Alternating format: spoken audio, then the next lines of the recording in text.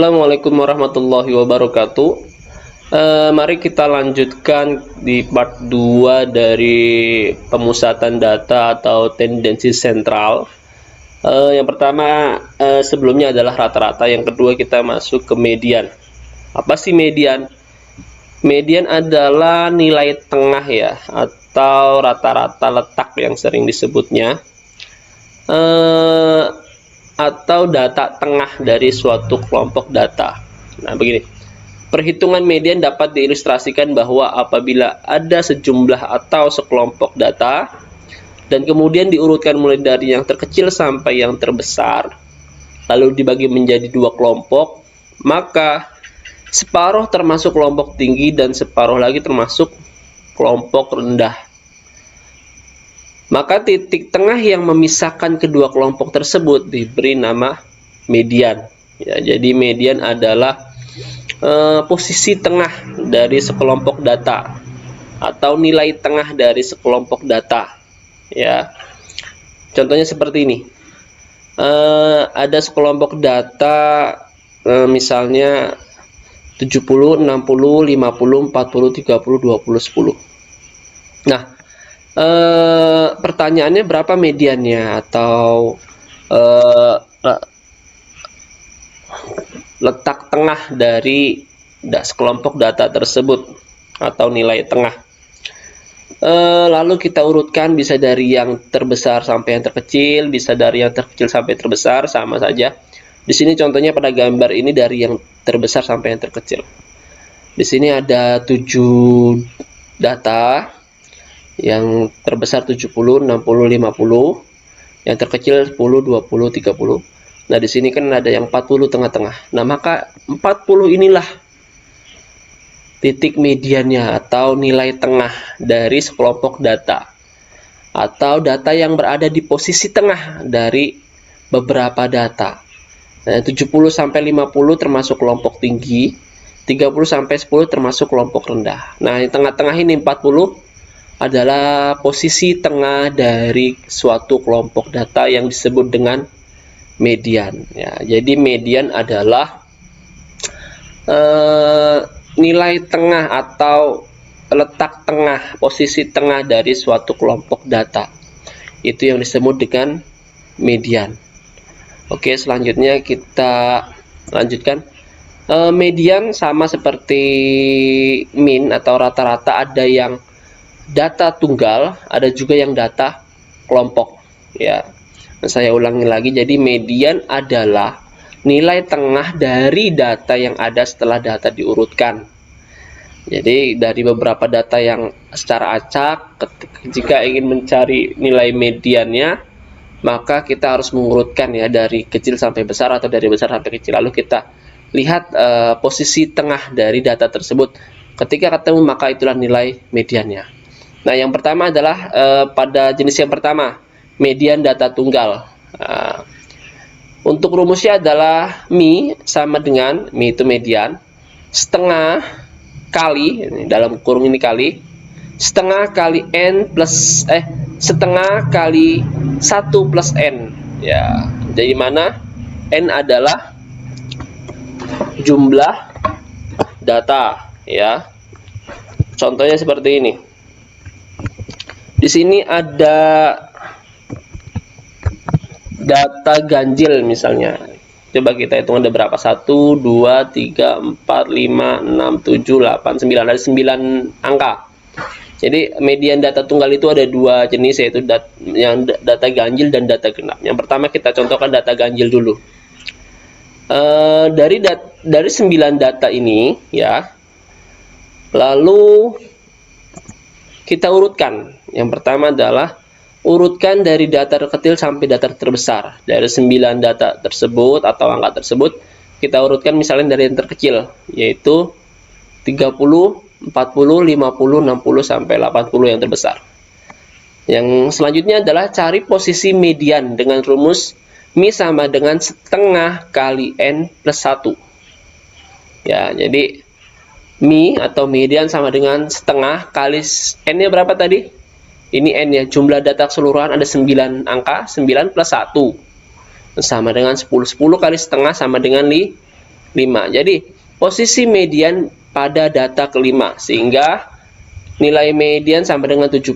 Coba kita lihat. Ini posisi 1, 30, posisi 2, posisi 3, posisi 4, posisi 5. Nah, inilah posisi kelima ini, letak posisi paling tengah dari sekelompok data. Didapatkan 70 berdasarkan hitungan rumus median tunggal data ganjil ya. Ini 5 ini maksudnya posisi kelima. 1, 2, 3, 4, 5, posisi kelima setelah diurutkan dari yang terkecil sampai terbesar, maka jatuh pada nilai 70. Maka median data di atas adalah sebesar 70. Contoh selanjutnya, bagaimana dengan median datanya yang genap jumlahnya? Misalnya sini ada genap jumlah datanya 1, 2, 3, 4, 5, 6, 7, 8, 9, 10. 10 kan genap tuh. Lalu berapakah median data tunggal yang berupa jumlahnya genap? Mari kita urutkan langkah-langkahnya sama seperti tadi, yaitu kita urutkan dari yang terkecil sampai yang terbesar. 30, 40, 50, 60 sampai seterusnya sampai 95 yang terbesar ketika kita urutkan. Lalu yang kedua adalah cari posisi median dengan rumus Mi sama dengan setengah kali N plus 1 ya. Jadi seperti ini. Setengah sini karena 10 ya, jumlah data 10 kali plus 1, jadi sama dengan 10 tambah 1, 11 dibagi setengah sama dengan 5,5. Posisi Mi pada ada data 5,5. Jadi Mi sama dengan data kelima plus data ke-6 bagi 2 ya. Data kelima berapa? 1, 2, 3, 4, 5, 75 ya. Maaf yang diurutkan dulu ya. Data kelima 1, 2, 3, 4, 5, 70 ya, data setelah diurutkan. Selanjutnya data ke-6 ya, 1, 2, 3, 4, 5, 6, 75. Jadi 75 karena di sini ada posisinya antara data 5 dan data ke-6, maka data kelima data ke-6 dijumlahkan lalu dibagi 2. Jadi data kelima 70, data ke-6 75 nih ya, data kelima 70, data ke-6 75 ditambahkan lalu dibagi 2. 70 tambah 75 sama dengan 145 dibagi 2 ini 72,5. Jadi median pada data genap berikut ini ya, berupa dengan jumlah kelompok yang genap, ketika dihitung dengan rumus median maka ditemukan data mediannya sebesar 72,5. Oke, paham ya? Oke, selanjutnya median data kelompok ya. Ini ada rumusnya, langsung aja mungkin rumus yang lebih mudah ya. Sini saya kursor. Di sini ada median data kelompok. Rumusnya sama dengan Mi atau median sama dengan BB plus P ya, kali, dalam kurung itu kali, setengah, titik ini kali ya, setengah kali N dikurang JF dibagi F ya. Ini rumusnya. Lalu kita baca dulu keterangannya. Mi sama dengan median, BB batas bawah kelas yang mengandung nilai median, P panjang kelas, N jumlah data, F banyak frekuensi kelas median, JF jumlah dari semua frekuensi kumulatif sebelum kelas median. Oke, langkah-langkahnya kita baca dulu sebelum kita mengerjakan contohnya. Yang pertama adalah carilah nilai interval kelas yang mengandung unsur median dengan rumus setengah kali N ya. Yang kedua adalah menentukan batas bawah kelas median atau BB. Yang ketiga adalah menentukan panjang kelas median. Yang keempat menentukan banyak frekuensi kelas median. Yang kelima menentukan nilai dari semua frekuensi sebelum kelas median. Yang keenam adalah menghitung nilai median. Nah, ini adalah langkah-langkahnya.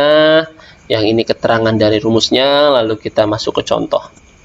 Misalnya di sini diketahui nilai ujian statistika kelas Selasa bagi ruang R506 di Fakultas Ilmu Komunikasi Universitas Z yang diikuti 65 orang mahasiswa, berapa median nilai dari statistik. Nah, ini ada distribusi frekuensi dari nilai statistik Universitas Z. Nah, ditanyakan adalah berapa nilai tengah atau posisi tengah atau median dari data distribusi frekuensi berikut ini, ya.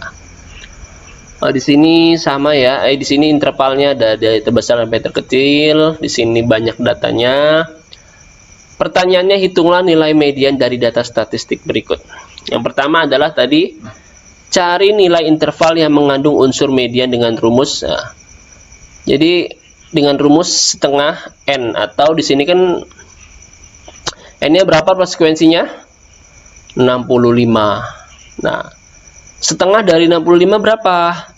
Kan setengah kali, nah, dalam kurung, ini dalam kurung kali ya, setengah kali N, N-nya berapa? 65.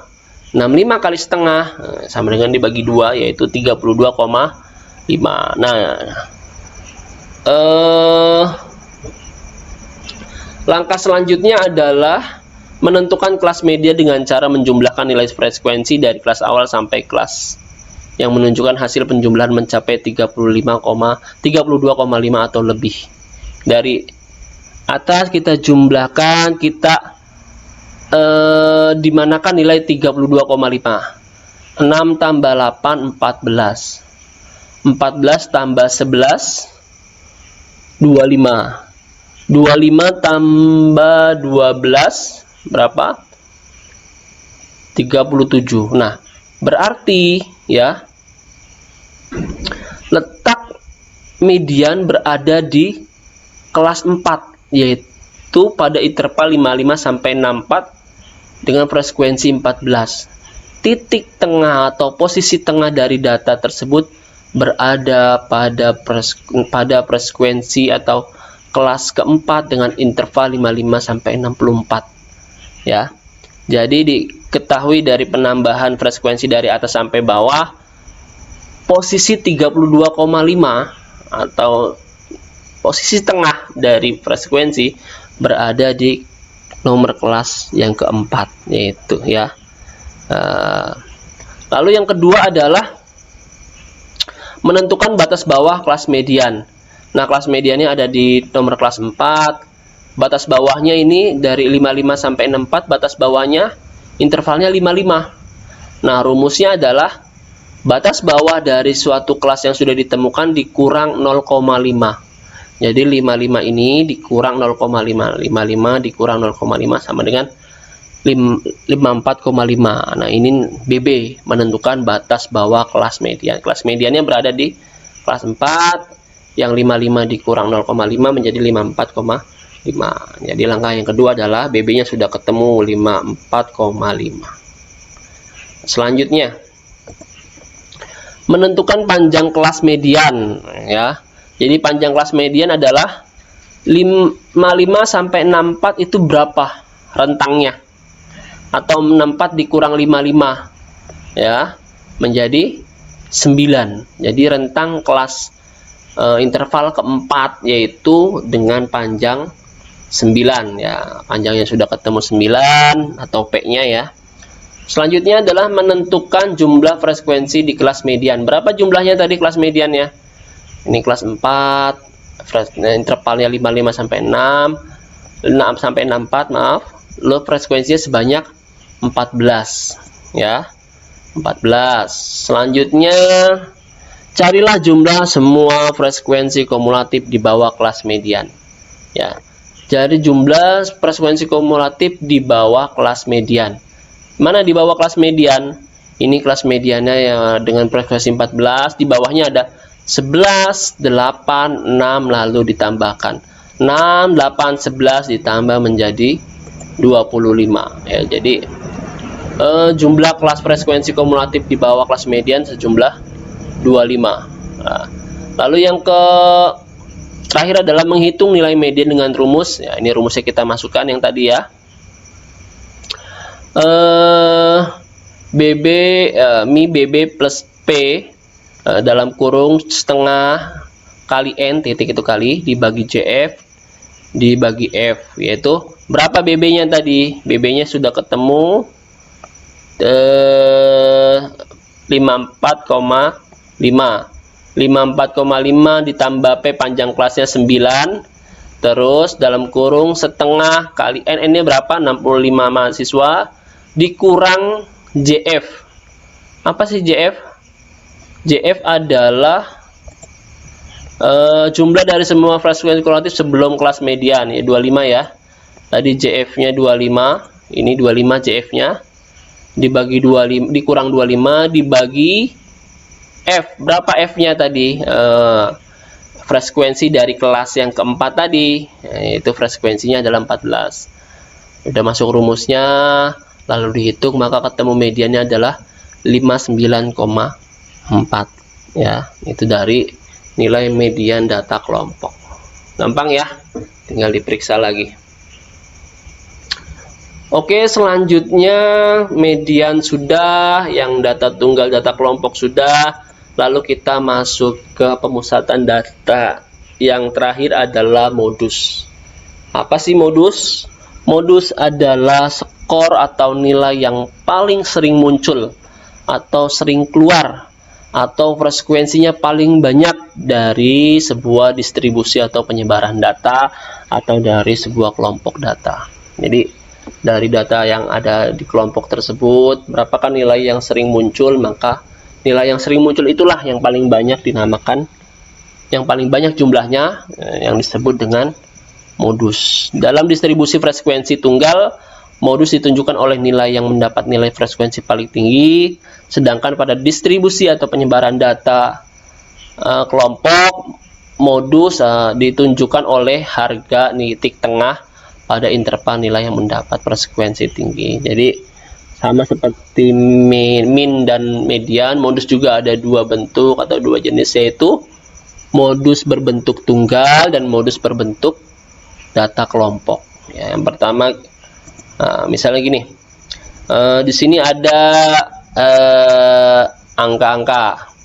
Modus dari data 3, 4, 4, 6, 6, 6, 8, 9 adalah sudah jelas modusnya adalah 6 karena 6 muncul 3 kali. Banyak ya, ada yang lain 2 doang, 4 ya.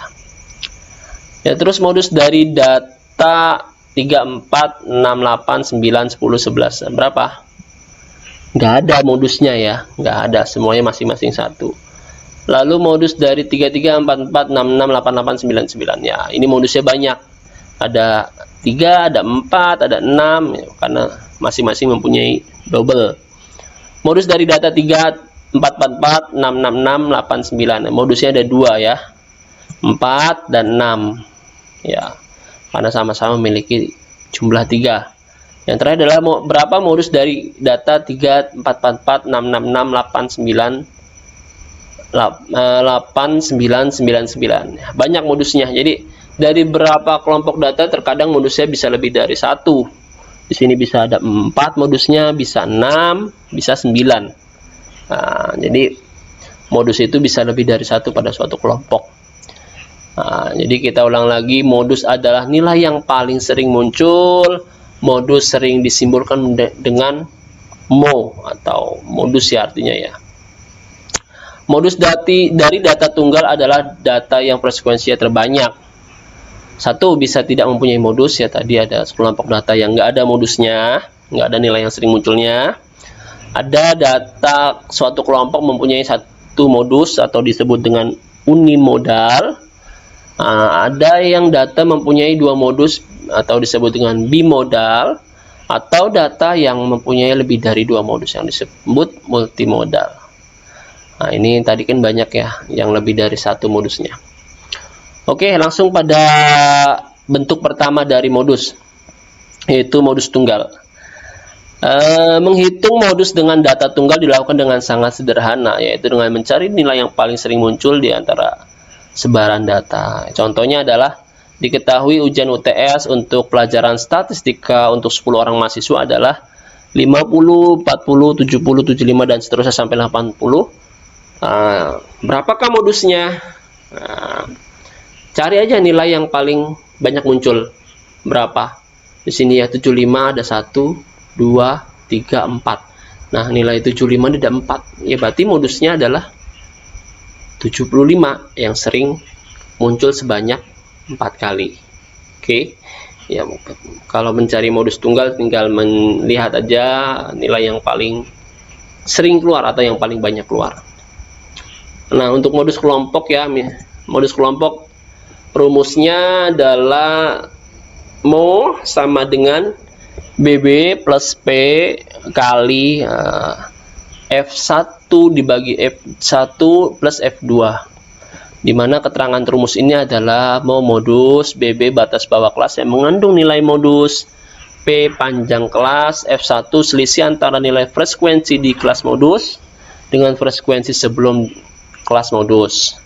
Nah, F2 adalah selisih antara nilai frekuensi di kelas modus dengan frekuensi sesudah kelas modus. Nah, langkah-langkahnya mencari nilai modus untuk data kelompok adalah yang pertama, carilah nilai frekuensi yang terbanyak untuk dijadikan kelas modus. Mencari ya di kelas mana yang banyak modusnya. Yang kedua adalah carilah batas bawah kelas modus atau BB. Yang ketiga, hitung panjang kelas modus. Yang keempat, carilah F1 dengan cara F frekuensi dikurang FSP atau frekuensi sebelumnya. Lalu mencari ini F1 lagi ya. Oh, F2 mungkin ya. F dikurang frekuensi F sesudah SD sesudahnya. Yang kedua lalu menghitung modus ya. Oke. Langsung aja ada contoh, misalnya sama contohnya seperti tadi ya. Statistika kelas Selasa Universitas Z diikuti 65 orang mahasiswa. Ini datanya, lalu ditanyakan berapakah modusnya. Di sini sama ya seperti contoh-contoh berikutnya, tapi dengan pertanyaan yang berbeda. Dan sekarang kita mencari modusnya. Yang pertama adalah mencari nilai frekuensi yang terbanyak. Yang terbanyak di sini frekuensinya pada kelas berapa? Yaitu pada kelas 4 dengan nilai 55 sampai 64, paling banyak frekuensinya yaitu sebanyak 14 mahasiswa. Nah, berarti nilai modusnya berada di ini nih, di kelas 4 ini, karena frekuensi yang paling banyak berada di kelas 4 yaitu sebanyak 14, yang lainnya di bawah 14. Yang pertama, nilai kelas modus sudah diketemukan yaitu pada kelas 4 yaitu sebanyak 14 mahasiswa atau frekuensi. Yang kedua, kita diperintah untuk menentukan batas bawah kelas modus. Nah, berapa batas bawahnya tadi? Ini ada kelas 4, ini 55 sampai 64. Cara mencari batas bawah adalah yang di kelas tersebut intervalnya dikurang 0,5, jadi 55 dikurang 0,5. Masih sama dengan contoh median tadi, berarti nilai batas bawahnya adalah 54,5 ya. BB 55 dikurang 0,5, 54,5. BB sudah ketemu 54,5. Lalu selanjutnya menentukan panjang modus. Panjang modus ya sama 55 sampai 64 berapa ini? Pokoknya di kelas keempat, atau 64 dikurang 55 mendapatkan 9 ya. Rentangnya 9 di kelas modus. Menghitung nilai F1 yaitu frekuensi dikurang SB. Nah, frekuensi nilai modusnya tadi kan 14, ada di ini. Di 14 dikurang frekuensi nilai sebelumnya di atasnya yaitu 11. Jadi 14 dikurang 11 menjadi 3. Jadi F1-nya 3, lalu mencari F2-nya adalah frekuensi pada interval modus dikurang frekuensi sesudahnya. Yaitu 14 dikurang sesudahnya berapa frekuensinya di bawahnya? Yaitu 12, jadi 14 dikurang 12 menjadi 2. F2-nya dapat 2. Lalu kita masukkan rumusnya, nilai-nilainya sudah diketahui. Modus sama dengan BB plus P kali F1 dibagi F1 plus 2. Jadi BB-nya tadi berapa? 54,5 plus P, ya, P-nya panjangnya 9. Lalu dikali F1 berapa? F1 3 bagi F1 3 plus F2 2 ya. Nah, sama dengan hasilnya 59,9. Jadi modus dari data berikut ini adalah data ujian statistika, yaitu pada nilai 59,9 ya. Gampang ya. Itulah modus dari nilai kelompok ya. Selanjutnya, ketika kita sudah menjelaskan tendensi sentral atau pemusatan data dari mean atau mean, median, modus, maka kita bisa menyimpulkan ada 3 kemungkinan kesimetrian kurva distribusi data. Yaitu adalah bagaimana hubungan empiris ya antara nilai rata-rata hitung, median, dan modus ya. Dan di sini ada 3 kemungkinan ya. Jadi simetri adalah posisi tengah ya, pas berada di posisi tengah pada suatu kurva. Kurva adalah suatu gelombang data ya yang dilihat dari media kurva. Jadi seperti ini. Jadi hubungan rata-rata, median, modus pada suatu kelompok data. Misalnya di sini 1, apabila rata-rata atau mean sama dengan median sama dengan modus pada suatu kelompok data. Di sini misalnya ada kelompok nilai ujian matematika pada 12 mahasiswa. Maka ketika rata-rata dan median, modus dan mediannya sama, maka kurva itu akan membentuk simetri ya, antara sisi kanan dan sisi kiri sama belahannya ya, di tengah-tengah. Jadi di tengah-tengah ini kurva ini letak rata-rata, letak median, dan letak modusnya berada di tengah-tengah, karena nilai rata-ratanya sama besarnya dengan nilai modusnya dengan nilai mediannya, maka dia akan membentuk kurva simetris ya. Ini contoh yang pertama ketika ada suatu kelompok data seperti ini ya, yang mana nilai rata-ratanya sama dengan median sama dengan modus. Yang kedua adalah pada kasus misalnya pada suatu kelompok data nilai rata-ratanya itu lebih kecil daripada nilai mediannya, lebih kecil daripada modusnya, maka dikatakan negatif skewness atau kemincingan yang negatif, yaitu dia berada miring ke kiri ya. Ini miring ke kiri ya, miring ke kiri. Jadi RT rata-ratanya lebih kecil ya daripada mediannya, dan modusnya lebih banyak ini ya, lebih banyak dan lebih besar ya, maka dia akan mincing ke kiri.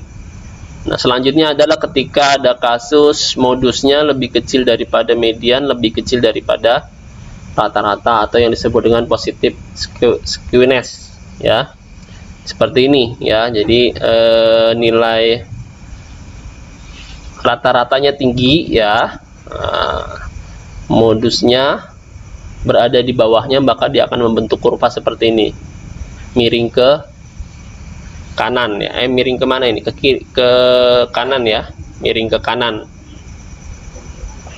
Ini dari gambar kurva hubungan antara rata-rata, median, dan modus. Kalian bisa buktikan sendiri ya ketika ada suatu kelompok data. Oke, selanjutnya saya akan membahas tentang, kita sudah membahas tentang rata-rata, median, modus, maka kita akan melihat apa sih kelebihan dan kekurangan rata-rata, median, dan modus. Yang pertama adalah rata-rata hitung atau mean. Kelebihannya melibatkan seluruh observasi ya, jadi semua kelompok data, suatu kelompok data semuanya diperiksa, semuanya dihitung, ditambah, dilibatkan, maka dia melibatkan semua data yang ada lalu dibagi dengan jumlah data yang ada ya. Tidak peka dengan adanya penambahan data. Jadi kalau ditambah data ya paling nggak terlalu signifikan nambahnya atau berkurangnya ya. Contohnya seperti ini. Di sini ada dua data ya, di sini ada yang berjumlah 5, ada yang berjumlah 6. Di sini ada 3, 4, 5, 9, 11. Kalau dihitung rata-ratanya yaitu 6,4. Lalu ditambah ya. Lalu ditambah nih 1 dengan dimasukkan data 10. Maka rata-ratanya menjadi 7. Jadi penambahan data itu yang enggak terlalu besar pengaruhnya terhadap perhitungan rata-rata. Nah, ini kelebihan dari rata-rata ya, nggak terlalu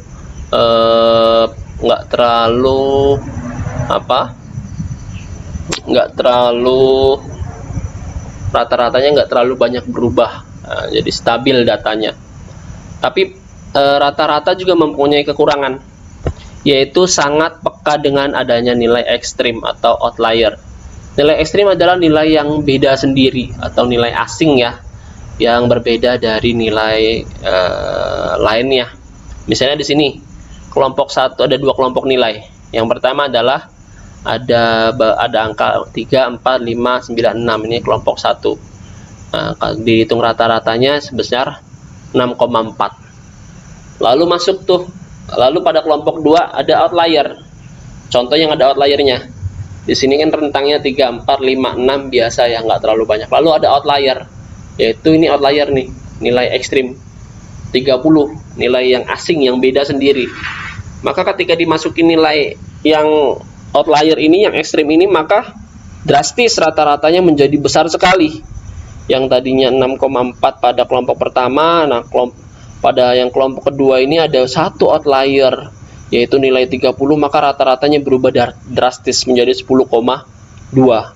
Jadi kekurangannya rata-rata itu ya sangat peka sekali dengan adanya nilai ekstrim. Jadi sangat mempengaruhi dari hasil rata-rata suatu kelompok data. Jadi kekurangan rata-rata adalah sangat bisa dipengaruhi nilai hasilnya dengan adanya nilai ekstrim atau outlier pada suatu kelompok data tersebut. Paham ya? Nah, itu kekurangan kelebihan dari rata-rata. Selanjutnya adalah apa kelebihan dan kekurangan dari median.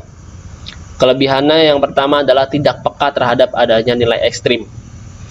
Ya, walaupun ada nilai yang asing, yang ekstrim ya nggak terlalu berpengaruh. Ya, contohnya di sini ada 2 kelompok data. Yang kelompok 1 3, 4, 5, 13, 14. Nah, di sini kelompok 2, 3, 4, 5, 13, 14. Ya, walaupun di sini ada nilai yang beda sendiri ya, yang rentangannya terlalu jauh, yaitu nilai 30. Antara kelompok 1 dan kelompok 2 ternyata mediannya toh tetap 5, yaitu posisi nilai tengah ya. Ini kan ada 5, ada 5 data, yang tengah ya 5, tetap 5 ya, tetap 5 ini.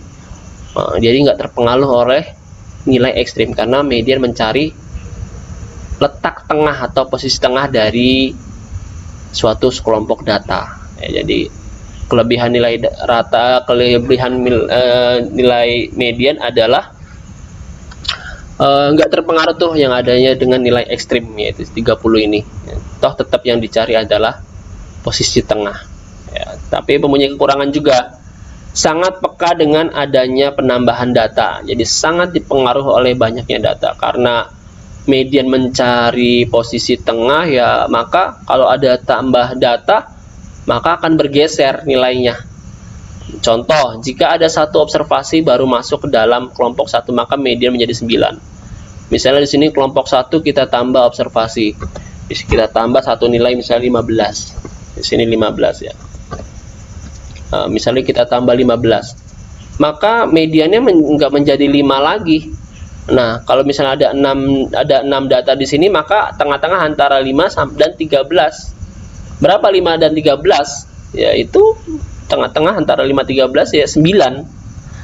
Jadi sangat peka dengan adanya penambahan data yang mengakibatkan pergeseran dari nilai median atau nilai tengah.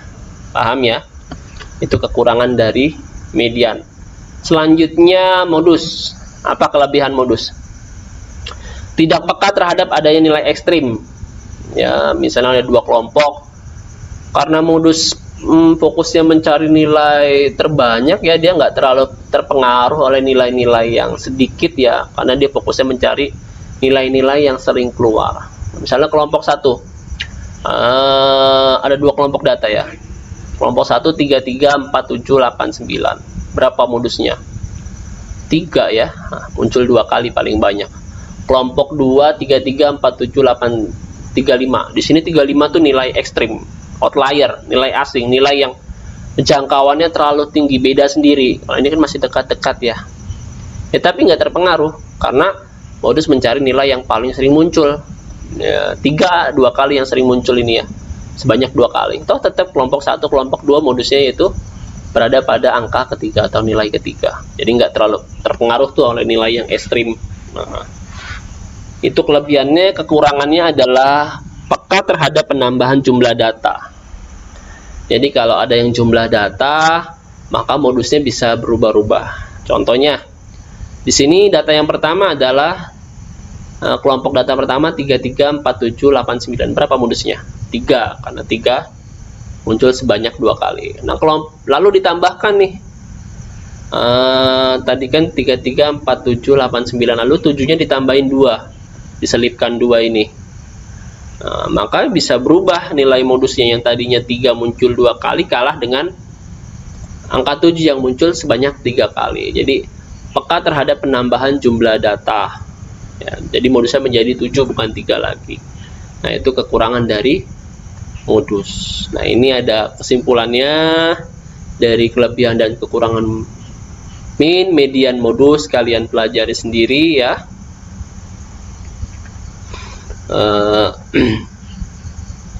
Kalian baca sendiri. Di sini ada ukuran pemusatan, kelebihan, kekurangan tadi sudah saya contohkan. Mungkin ya sekian dari saya tentang bagian dari median modus. Kalian pelajari sendiri pada materi yang ketiga ini ya. Oke, mungkin sekian dulu dari saya tentang pembelajaran online ini. Ada kurang lebihnya saya mohon maaf. Assalamualaikum warahmatullahi wabarakatuh.